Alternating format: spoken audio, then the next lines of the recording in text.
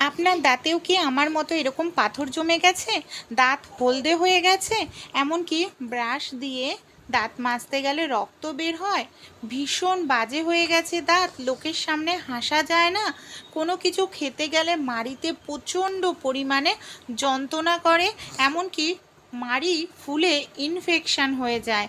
আপনাদের দাঁত যদি হলুদ হয়ে যায়, পাথর জমে যায়, সেই দাঁতকেও আপনারা সাদা ধবধবে করে নিতে পারবেন বন্ধুরা।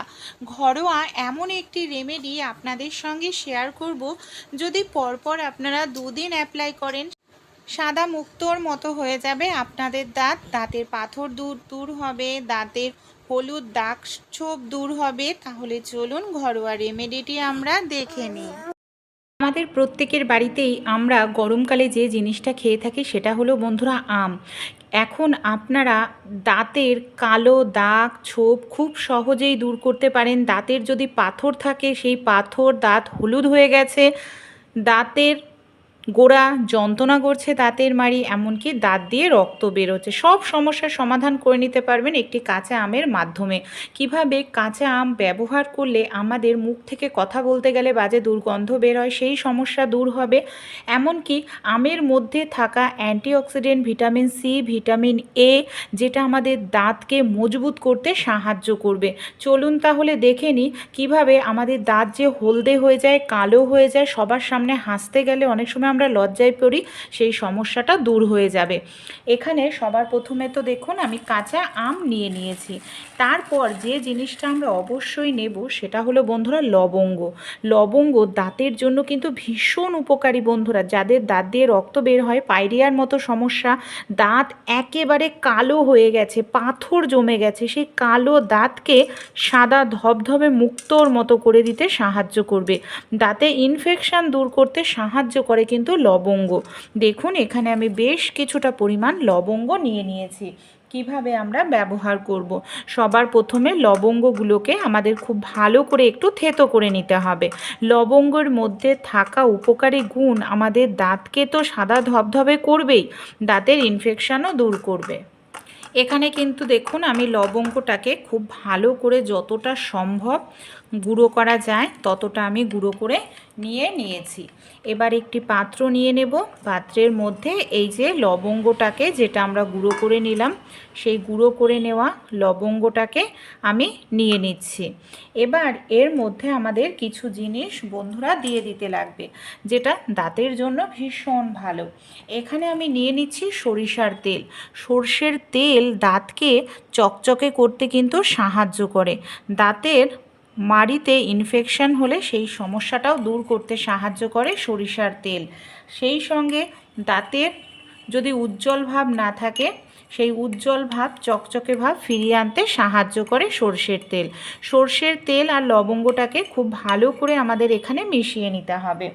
এরপর এখানে আমরা দিয়ে দেব বন্ধুরা কর্পূর। দেখুন এখানে আমি নিয়ে নিয়েছি কর্পূর। যে কর্পূর আমরা পুজোতে ব্যবহার করি, সেটা কিন্তু দাঁতের জন্য আমাদের ভীষণ ভালো। আমি সামান্য পরিমাণে একটু কর্পূর এখানে গুঁড়ো করে দিয়ে দিলাম।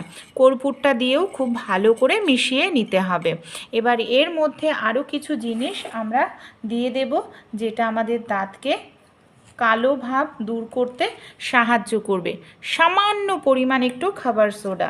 খাবার সোডা কিন্তু বেশি পরিমাণে বন্ধুরা দেওয়া যাবে না, সামান্য পরিমাণে দিয়ে দিতে হবে এখানে খাবার সোডা বা বেকিং সোডা।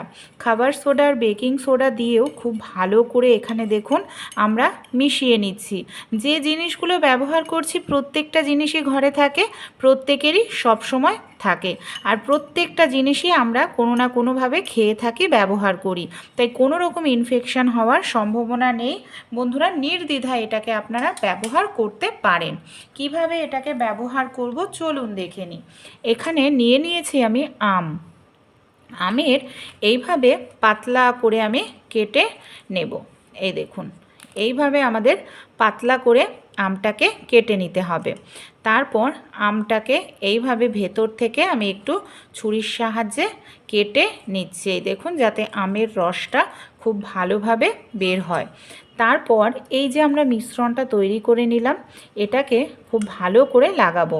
প্রত্যেক দিন করার প্রয়োজন পড়বে না, আপনারা পরপর 2-3 দিন করুন, তাহলেই দেখবেন আপনাদের দাঁত পুরো সাদা ধবধবে হয়ে যাবে।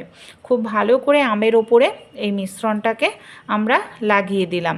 এবার আমরা কি করব, এর মধ্যে আপনারা চাইলে এটাকে নর্মালভাবেও ব্যবহার করতে পারেন, বা আপনারা যদি চান টুথপেস্ট সামান্য পরিমাণে একটু এর মধ্যে টুথপেস্ট নিয়ে নিন, আর টুথপেস্টটা দিয়েও ভালো করে এটাকে আমরা মিশিয়ে নেব। বন্ধুরা, প্রাকৃতিক জিনিস ব্যবহার করা আমাদের প্রত্যেকেরই কিন্তু স্বাস্থ্যের জন্য ভীষণ ভালো। খুব ভালো করে এটা মিশিয়ে নিতে হবে। এই দেখুন, আমি কিন্তু এখানে খুব ভালো করে এটাকে মিশিয়ে নিয়েছি। আপনারা একদিন তৈরি করে ফ্রিজে রেখে 2-3 দিনও ব্যবহার করতে পারবেন, এটা কিন্তু নষ্ট হয় না। এবার কি করব, ব্রাশের মধ্যে মিশ্রণটাকে খুব ভালো করে আমাদের এইভাবে লাগিয়ে নিতে হবে। চলুন কিভাবে কোনটা অ্যাপ্লাই করব আমরা। ব্রাশের মধ্যে আমি এই মিশ্রণটা নিয়ে নিয়েছি। এবার আমরা কি করব, দাঁতটাকে ধীরে ধীরে খুব সুন্দর করে আমাদের মাজতে হবে। আপনারা এটা 2বার করে ব্যবহার করুন, রাতে ঘুমানোর আগে, এমনকি সকালবেলায় ঘুম থেকে উঠে। এইভাবে যদি 2-3 দিন 2বার করে করেন, দেখবেন আপনাদের দাঁত যে হলুদ হয়ে গেছে, পাথর জমে গেছে, সেই পাথরও খুব সহজেই দূর হবে, দাঁত সাদা ধবধবে হয়ে যাবে। আর যাদের দাঁত দিয়ে রক্ত বের হয়, পায়রিয়ার সমস্যা রয়েছে, তারা কি করবেন, মিশ্রণটা হাতের আঙ্গুলে নিয়ে নিন। হাতের আঙ্গুল দিয়েই আপনারা এইভাবে দাঁতটাকে পরিষ্কার করবেন, কারণ ব্রাশ ব্যবহার করলে সেখানে ইনফেকশান হয়ে যাওয়ার সম্ভাবনা থাকে। তাই বন্ধুরা, এইভাবে আপনারা যদি ইউজ করেন, আপনাদের দাঁত সাদা ধবধবে হয়ে যাবে। প্রথমে আমার দাঁতও কিন্তু পাথর জমে গেছিল, হলুদ হয়ে গেছিল, আর এটা ব্যবহার করে একদম লাইভ রেজাল্ট। বন্ধুরা, যাদের মুখ থেকে কথা বলতে গেলে গন্ধ, মানে বাজে একটি দুর্গন্ধ বের হয়, তারা এই যে আমের মধ্যে আমরা মিশ্রণটা নিয়েছি সেটা দিয়েই 1 মিনিট মতো পুরো দাঁতটাকে ঘষতে থাকবো।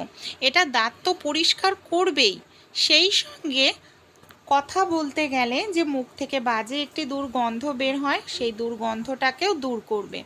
এটা আপনারা 1 মিনিট মতো ডলে নর্মাল জল দিয়ে মুখটাকে ভালো করে ধুয়ে নিন, দেখবেন মুখ থেকে কথা বলতে গেলে আর কোনো রকম দুর্গন্ধ কিন্তু আপনাদের বের হবে না।